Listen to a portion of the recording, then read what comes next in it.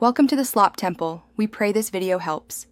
In this video, I will show how to use an XML file in Premiere Pro.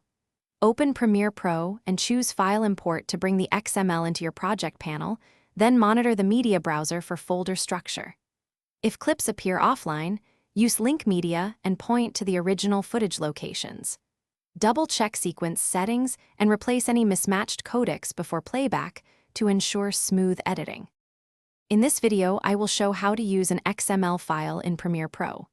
When clips show as offline, select them in the project panel and choose Link Media, then point Premiere to the correct folder. Use the Match File dialog to relink multiple files by file name or path. If frame rates or codecs differ, create proxies or transcode them to avoid timeline playback issues and preserve edit integrity. In this video, I will show how to use an XML file in Premiere Pro. Quick recommendation: make meal prep easy with leak-proof containers that keep sauces and dressings secure between shoots. They save time, avoid fridge mess, and fit neatly in most craft service bags, which feels delightfully organized when you are juggling gear.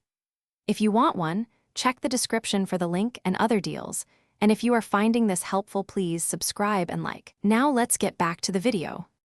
In this video, I will show how to use an XML file in Premiere Pro. After importing, open the main sequence and confirm resolution, frame rate, and audio channels match your deliverable. Scan the timeline for unsupported effects or transitions, then replace or recreate them with native Premiere tools.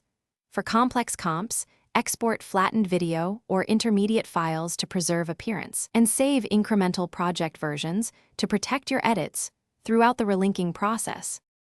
Thanks for watching. Consider subscribing if we helped you.